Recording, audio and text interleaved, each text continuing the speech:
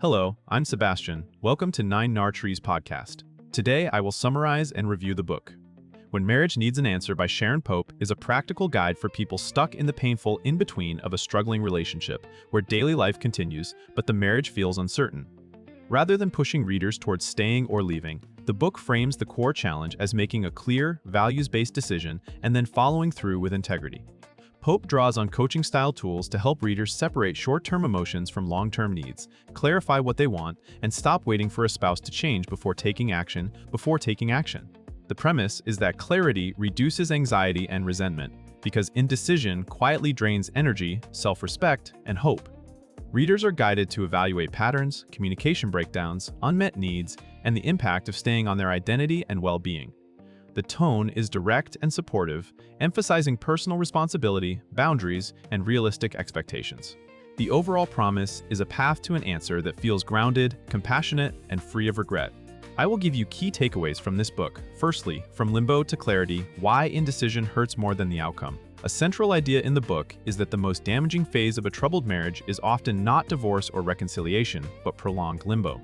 When you do not know whether you are staying or leaving, you tend to live reactively, measuring each week by your spouse's mood, effort, or mistakes.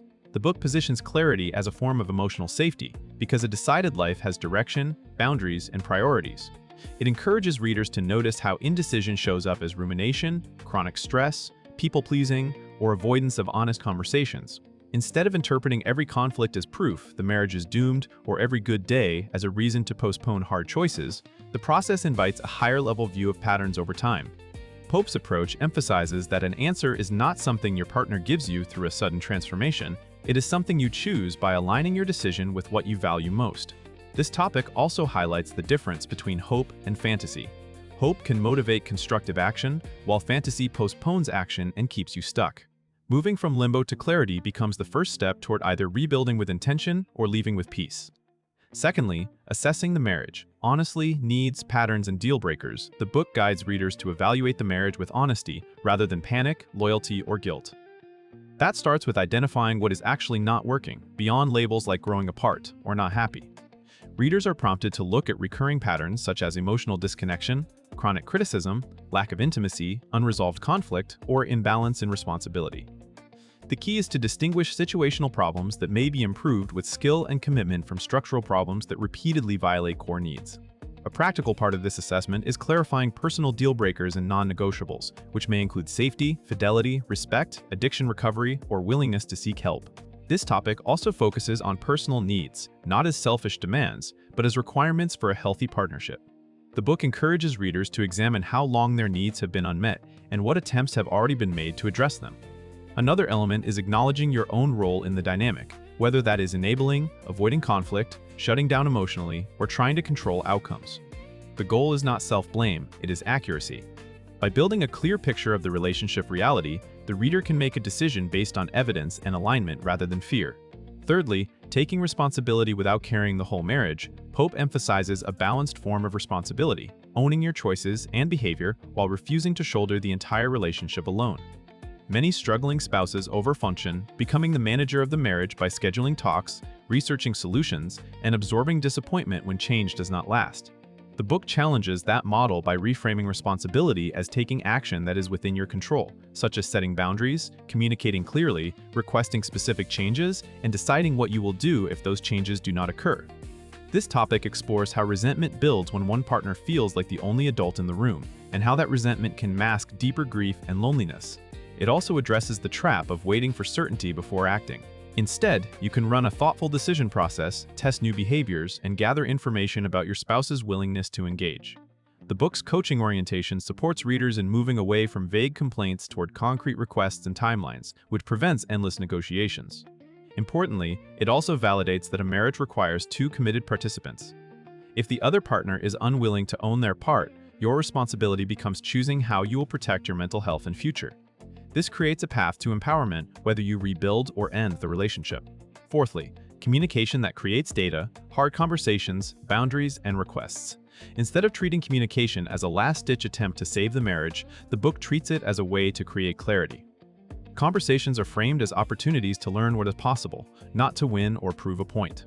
This topic emphasizes expressing feelings and needs directly, avoiding mind reading, and replacing general statements with specific examples of behaviors and impacts. Readers are encouraged to communicate boundaries that define what is acceptable, what must change, and what consequences will follow if the pattern continues.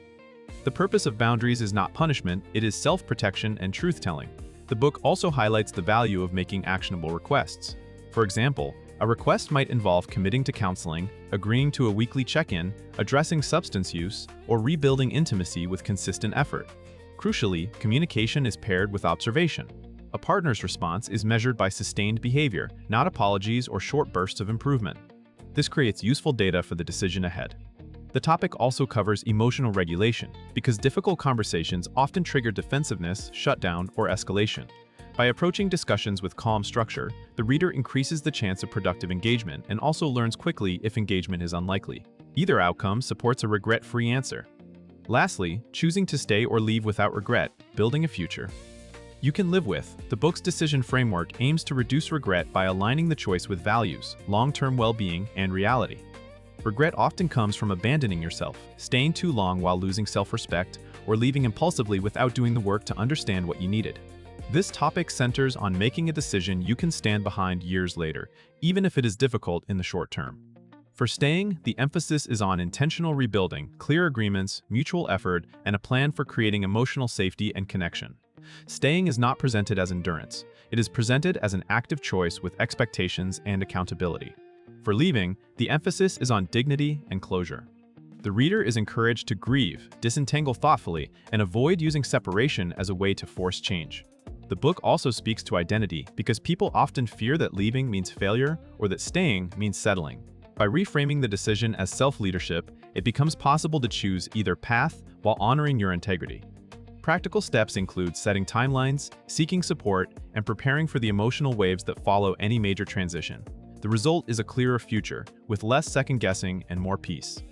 In conclusion, this book is best for anyone who feels stuck in a marriage that is not working but cannot find solid ground under the question of, should I stay or should I go?